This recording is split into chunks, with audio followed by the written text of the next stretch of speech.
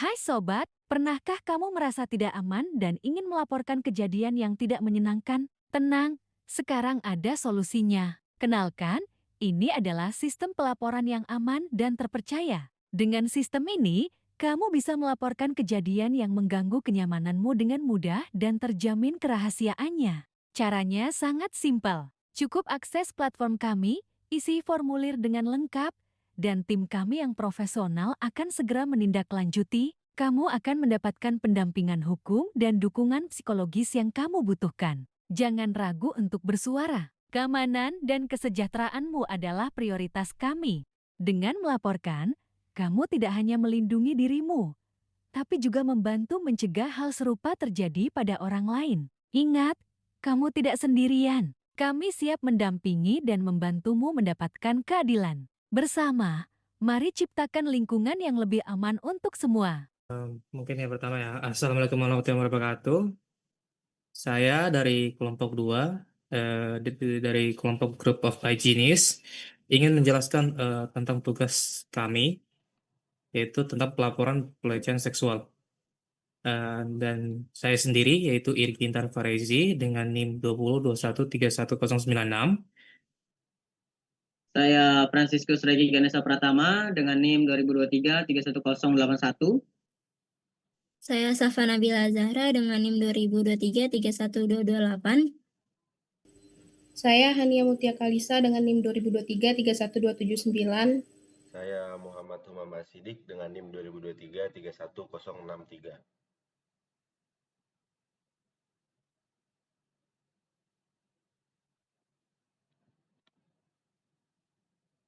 Oke, saya akan membaca bagian pertama, yaitu join.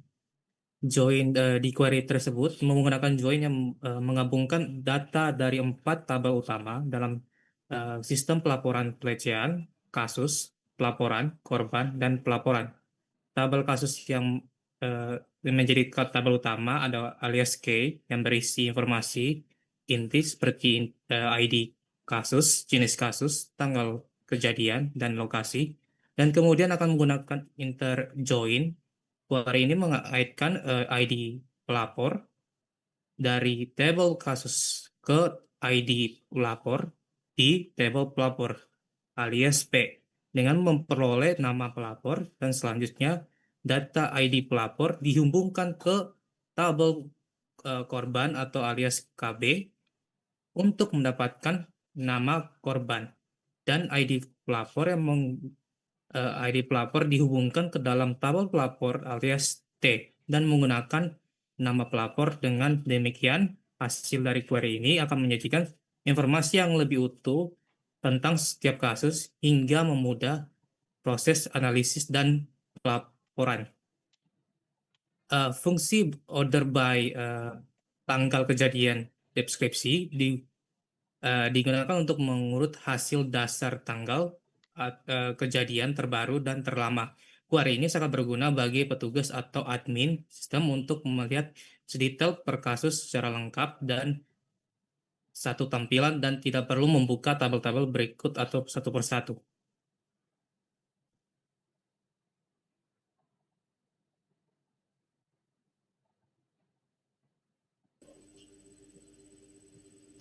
Selanjutnya, subquery, yang dimana query SQL yang ditampilkan bertujuan untuk mendapatkan nama-nama korban yang terlibat dalam jenis kasus pelecehan yang paling sering terjadi.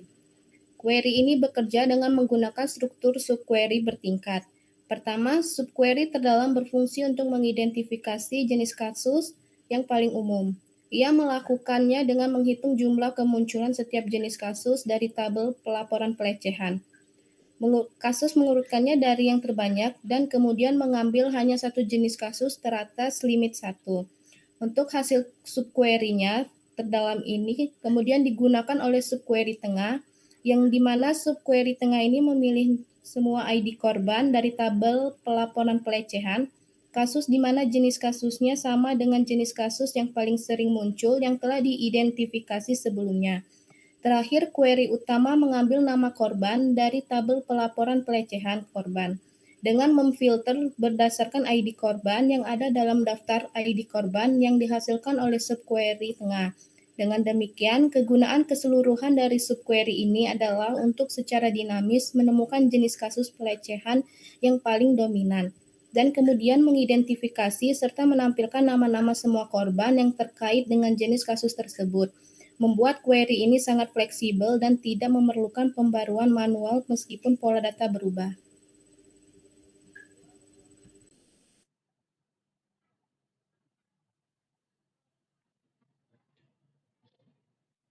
Selanjutnya, group by. Pada query SQL tersebut, perintah group by KB titik jenis underscore kelamin digunakan untuk mengelompokkan hasil data berdasarkan kolom jenis underscore kelamin dari tabel korban.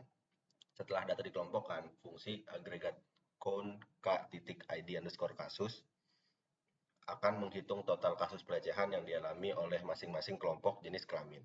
Hasil dari query ini akan menampilkan jumlah kasus untuk setiap kategori jenis kelamin. Misalnya, laki-laki dan perempuan. Ini sangat berguna dalam analisis statistik untuk mengetahui distribusi kasus pelecehan berdasarkan gender, yang nantinya bisa digunakan sebagai dasar dalam pengambilan kebijakan atau strategi perlindungan yang lebih spesifik dan adil terhadap kelompok yang lebih rentan menjadi korban.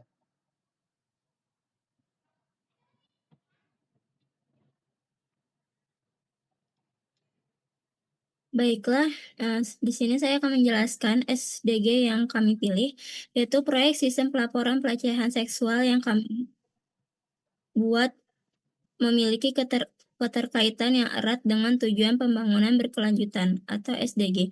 Nomor 5, yaitu mencapai kesetaraan gender dan memberdayakan semua perempuan dan anak perempuan.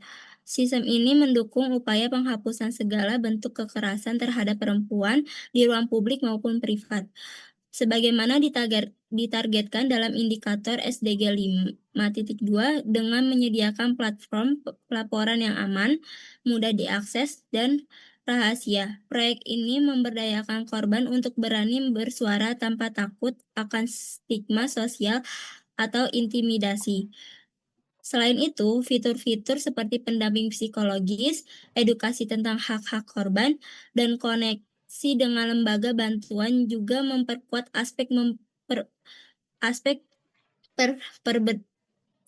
pemberdayaan dan pemulihan korban, sekaligus menciptakan kesadaran masyarakat akan pentingnya perlindungan terhadap kelompok rentan. Tak hanya itu, proyek ini juga berkontribusi pada beberapa tujuan berkelanjutan lainnya. Dalam konteks SDG 16, sistem ini memperkuat akses terhadap keadilan dan mendukung terciptanya lembaga yang transparan dan akuntabel, karena memungkinkan laporan pelecehan terdokumentasi dengan baik dan menjadi dasar kebijakan yang berbasis data. Dari sisi SDG 3, proyek ini juga berkontribusi terhadap kesehatan dan kesejahteraan korban, karena dapat terintegrasi dengan layanan konseling dan pemulihan trauma. Selain itu, sistem ini mendukung SDG 10 dengan memperjuangkan keadilan dan pengurangan ketimpangan sosial bagi perempuan dan anak yang seringkali tidak mendapat akses keadilan secara setara. Dengan demikian, proyek ini tidak hanya mendorong kesetaraan gender, tetapi juga menjadi bagian penting dari gerakan yang lebih luas untuk menciptakan masyarakat yang adil, aman, dan berkelanjutan bagi semua.